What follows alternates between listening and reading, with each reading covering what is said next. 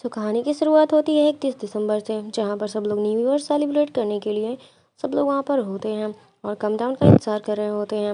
और यहीं पर हम टोहे से मिलते हैं, जो कि डोर पर काफ़ी गंदे तरीके से नाच रहा होता है और पार्टी को एंजॉय कर रहा होता है और दूसरे लोगों को परेशान भी कर रहा होता है। और फिर अपने कपड़े उतार कर नंगा होकर नाचने लग जाता है और इतने में ही पुलिस वाले इसको पकड़ लेते हैं, लेकिन इसके चेहरे पर बिल्कुल भी डर या घबराहट नहीं होता है। और जैसे ही घड़ी में टाइम शुरू होता है और जैसे ही 12 बजते हैं, वैसे ही हम टाइम को देखते हैं कि वह वापस से अपने घर में सोकर उठता है। और आज भी डेट होती है 31 दिसंबर की, मतलब टाइम ट्रैवल हो रहा होता है। इसका मतलब है कि टाइम वापस सेम डे को सुबह सुबह जगह। और जैसे ही 12 बजते हैं, वैसे ही हम टाइम को देखते हैं, यह वापस से अपने घर में सोकर उठता है। और आज भी डेट होता है 31 दिसंबर, मतलब टाइम वापस से सेम डे को शुरू होता है। सुबह सुबह जब वह उठता है, खुश होता है, मानो पहले से इसको सब कुछ पता था कि ऐसे होने वाला है। इसकी बहन को जाकर परेशान करने ले जाता है, पर यहाँ पर जितने भी एक्शन हो रहे होते हैं वो ऑलरेडी सब जानता है कि क्या क्या होने वाला है, क्योंकि यह सेम डे को कई बार जी चुका होता है और इसको सब कुछ पता होता है कि अब बाहर डैड की हेल्प करता है और आगे क्या होने वाला है वह भी बता रहा होता है कि किचन में जलने वाले खाने के बारे में बताता है। तो डैड जाकर उसको बंद करते हैं। रोज़ रोज़ सेम चीज़ें रिपीट होती हैं इसके साथ। अब न्यूज़ में क्या आने वाला होता है वो भी इसको पता है, सब कुछ पता है। अब इसकी बहन तो हैरान होती है कि इसको कैसे पता चल रहा है कि न्यूज़ में ऐसा बताया जाएगा। जो लोग बोल रहे हैं यह टॉय सेम डे को बार बार जी करके बोर ना हो, इसलिए वह हमेशा कुछ नई नई स्किल ट्राई करता रहता है। जैसे कभी ड्राइवर बन जाता है, तो कभी फाइटर बन जाता है, और कभी बैड टाई, और कभी कभी बैंड्रॉइज कर देता है। लेकिन अब चीज़ें एक लिमिट तक ही ठीक लगती हैं। अगर हमारे साथ रेगुलर होने लग जाएं तो इंसान उससे परेशान और बोर होने लग जाता है। तो टॉय का भी ऐसा ही था। वो अब रोज़ रिपीट कर करके बोर हो गया था और वह आखिर करे तो करे क्या। अभी अपने फ्रेंड के पास जाता है और अपनी सारी बातों को शेयर करता है अपने दोस्त से। इसका फ्रेंड गेमर होता है और यह किसी भी बात को गेम से रिलेट करके देता है। उसका फ्रेंड कहता है कि देखो, जैसे गेम में एक प्रॉब्लम आने पर हम बार बार उसका डाटा इरेज कर देते हैं और फिर से ट्राई करते हैं ताकि वो स्टार्ट हो जाए, तो तुम भी कुछ ऐसा ही करो। अब ट्राई क्यों, उसकी ज़्यादातर बातें समझ तो आती नहीं हैं, लेकिन वह यहाँ पर कहता है कि ठीक है। और इसके दिमाग में आता है कि क्यों ना मैं मर जाऊँ। अगर मैं मर जाता हूँ तो क्या पता सब कुछ इरेज हो जाए और वापस से सब कुछ नॉर्मल हो जाए। ओके, तो अब यह जाता है और ट्रक से टकराने की कोशिश करता है, लेकिन हिम्मत नहीं हो रही होती है। और तभी एक कार आकर के इसको उड़ा देती है और कार से निकलती है एक लड़की, जो कि बहुत सुंदर होती है और इसकी नज़रें उस पर अटक जाती हैं, उस लड़की के ऊपर। तो यह मरने वाला होता है और वह लड़की बोलती है कि घबराओ मत, कल तुम फिर से जिंदा हो जाओगे। टॉय काफ़ी ज़्यादा शॉक होता है। कौन है यह लड़की? क्या यह भी मेरे जैसे लूप में फंस गई होती है? और फिर इसकी आंखें खुलती हैं और फिर से वही रूम में आ गया होता है, लेकिन इस बार सब कुछ अलग होता है।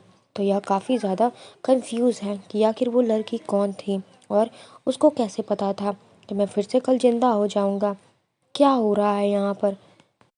कहीं यहाँ पर कुछ मेरे जैसे मरे हुए लोग तो नहीं हैं? तो सेम टाइम पर इंसिडेंट लोकेशन पर पहुँच गया होता है और आज काम लेकर, और यहाँ से वो ट्रक निकलता तो है, लेकिन वो लड़की कार लेकर नहीं आती। तो यह सोचने लग गया कि आज वो आई क्यों नहीं। तो वो उसे इधर उधर खोजने लग जाता है और देखता है यह एक लेडी के साथ लड़ाई कर रही होती है, एक कुत्ते को लेकर। लेकिन वो कुत्ता किसका है, इन दोनों में से किसी को नहीं पता था। हालांकि वो लेडी को दे दिया जाता है और टॉयलेट्स को कहा जाता है कि तुम्हें याद हो कल वाला जो मर गया था, तुमने एक्सीडेंट कर दिया था, हम दोनों टाइम लूप में फंसे हुए हैं। लड़की ने कहा, छिछोरे हो तुम, तुम जैसे लड़कों को मैं अच्छे से जानती हूँ कि न्यू न्यू आइडियाज़ खोज करके लड़कियों से बात करने का तरीका निकाल लेते हो। ट्वाई ने कहा कि नहीं नहीं, मेरी बात मानो, और यह लड़की वही होती है। ट्वाई यकीन दिलाने के लिए इसको एक जगह पर ले जाता और बोलता है कि तुम्हारे सर पे भी एक पंख गिरेगा और ऐसा ही होता है, लेकिन वो इसकी बातों को बिल्कुल भी सीरियस नहीं ले रही होती है। ट्वाई, इतना मज़ा आएगा, लाओ मुझे अपना नंबर दे दो, और वो नंबर देकर चली जाती है। अब ट्वाई बहुत खुश होता है, घर आ गया होता है। घर पे न्यू ईयर की तैयारियां हो रही होती हैं, क्योंकि रोज़ तो 31 दिसंबर ही होता है। ट्वाई नंबर को याद कर रहा होता है बहुत बुरी तरह से, क्योंकि कल तक इसके फ़ोन से नंबर इरेज हो जाएगा। सारी चीज़ें इरेज हो जाती हैं जो आज है, लेकिन बस ट्वाई की मेमोरी नहीं जाती है। इसने काफ़ी हार्ड वर्क किया और अगले दिन नंबर याद कर लेता है। इसने जल्दी से वो मैसेज करके एक जगह पर मिलने बुलाया होता है ताकि बातें कर सके। वो आती है और इसको बाहर से देखकर चली जाती है। अगले दिन फिर आती है, क्योंकि यह रोज़ मैसेज करता है। यह रोज़ वहाँ पर आ करके इसका इंतज़ार करता था, मानो अब इसके पास एक नया काम धंधा मिल गया है, जिससे पहले बोर हो रहा था। अब यह सब करके उसको मज़ा आ रहा होता है। लड़की का इंतज़ार करना बैठकर बहुत दिन बीत जाते हैं, और एक दिन वो डिसाइड करती है कि चलो मिल लेती हूँ, और इससे आकर मिलती है, और दोनों ने टाइम स्पेंड करना शुरू कर दिया। दोनों में दोस्ती हो जाती है, और अब बस बहुत ही अच्छा लग रहा होता है। क्या मज़ा आ रहा होता है ज़िंदगी में, हमें बस यही चाहिए था। अब यह रोज़ का लगा रहता है, और फिर शाम को वापस से 12 बजते हैं, सब कुछ इरेज हो जाता है।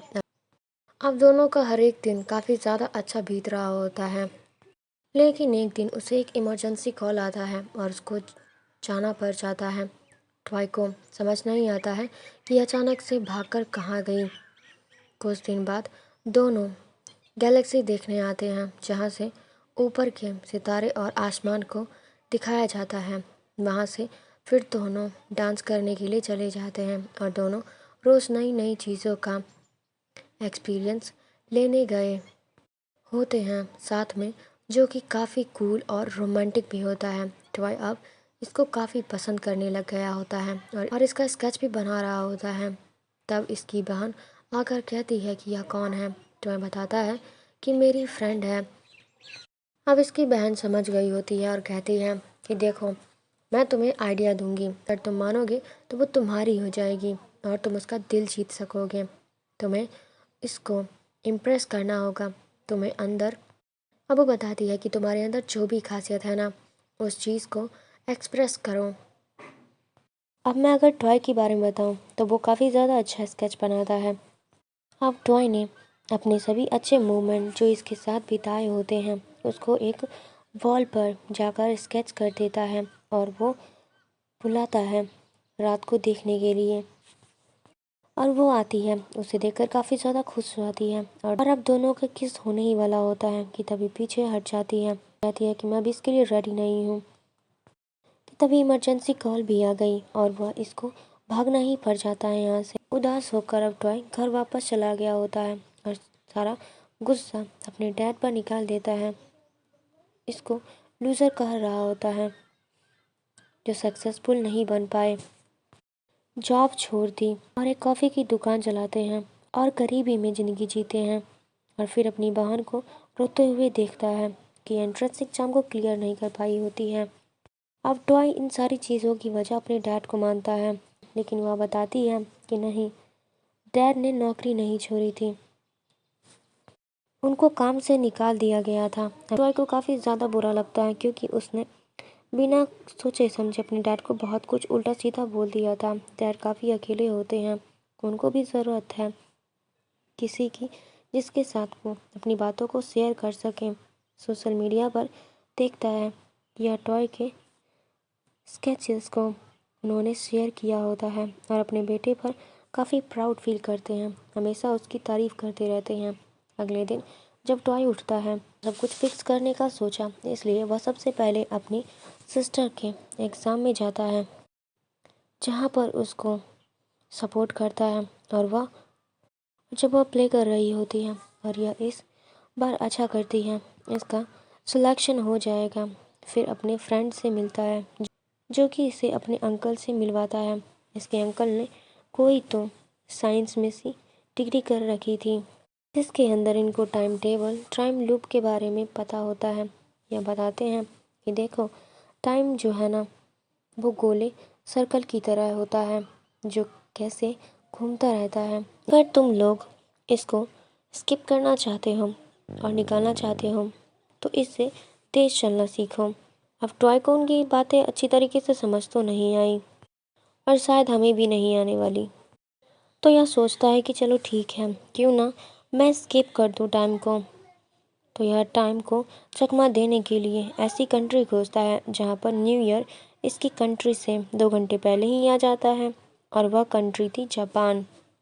यह सबसे पहले जाता है और वह सब कुछ बताता है कि अब मौका मिल चुका है, तो चलो हमें जल्दी से जापान जाना होगा। और रात को लेकर उसको फ्लाइट में बैठ जाता है जापान जाने के लिए और कहता है कि शायद सब कुछ कल नॉर्मल हो जाएगा और हम दोनों नॉर्मल से अब ज़िंदगी जी पाएंगे।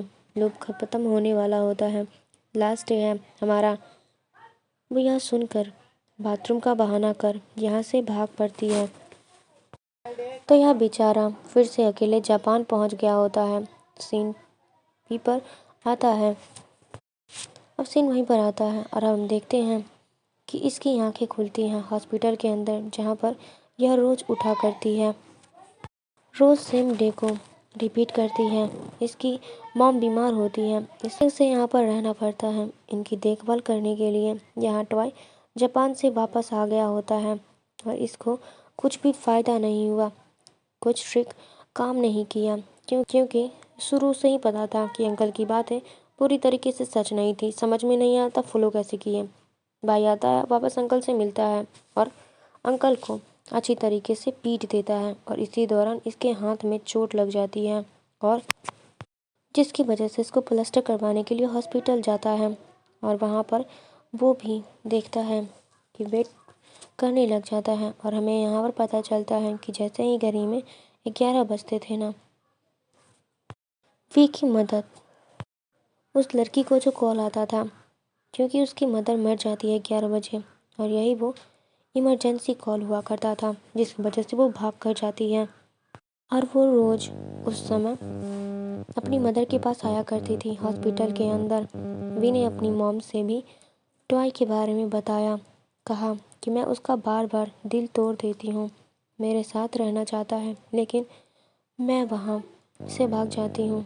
मॉम को लगता था कि देखो, मेरी लाइफ ख़त्म हो चुकी है, मैंने सब कुछ जी लिया है, इसलिए तुम अपनी लाइफ पे फोकस करो, तुम्हें अपनी लाइफ देखनी चाहिए, मैं हमेशा तुम्हारा साथ दूंगी। और यह इसलिए उस लूप से बाहर नहीं निकलना चाहती थी, भाग रही थी, क्योंकि अगर यह निकल जाएगी तो अपनी मदर से कभी नहीं मिल पाएगी, उनकी मौत हो चुकी होगी। और ऐसे ही लूप में रहकर वो रोज़ अपनी मदर से मिला करती थी। अब लूप से बाहर आने के लिए ट्रॉय के फ्रेंड से मिलता है, जहाँ गेम खेलते हुए भी वो कुछ आइडिया आता है। जल्दी से वह ट्रॉय से मिलता है और बताता है कि मुझे एक रास्ता मिल गया है, और हमें यहाँ पर दिखाया जाता है कि इन सब की शुरुआत कैसे हुई थी। एक रोज़ भी फ्लावर्स खरीद रही थी, तभी हॉस्पिटल से कॉल आता है कि आपकी मदर की तबीयत ख़राब हो गई है, उनकी थोड़ी देर बाद मौत हो जाएगी, तो आप आ जाओ। वी रोते हुए और पहुंचती है, लेकिन इसकी मदर मर चुकी होती है, और यह चिल्ला चिल्ला कर गार्ड से कहने लग जाती है कि प्लीज़ मुझे थोड़ा सा टाइम और दे दो, मैं अपनी मदर से मिलना चाहती हूँ, बातें करना चाहती हूँ। बस यह आंखें बंद करती हैं और अगली सुबह उठती है, इसकी मदर जिंदा होती है, और तभी से यह लूप में फंस गई होती है। और फिर हम दोनों को देखते हैं आज भी टॉय को लेकर के अपनी मदर के पास आती है, और अपनी मदर से मिलवाती हैं और फिर ये लोग बाहर जाते हुए न्यू ईयर सेलिब्रेट करने के लिए काउंटडाउन शुरू होता है। और इन सब जब 12 बजते हैं तो यह दोनों वहीं खड़े होते हैं, यानी कि रीसेट नहीं होता है और अपनी रात को एंजॉय करते हैं क्योंकि अब सारी चीज़ें ठीक हो चुकी होती हैं।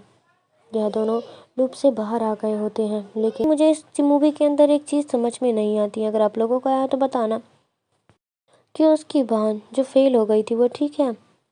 क्योंकि अगर हम किसी को चीयर अप करते हैं तो बिना प्रैक्टिस के किसी भी चीज़ को हम कैसे कर पाएंगे। और उसकी बहन ने अच्छा परफॉर्म भी कर लिया था और वो सिलेक्ट भी हो गई थी।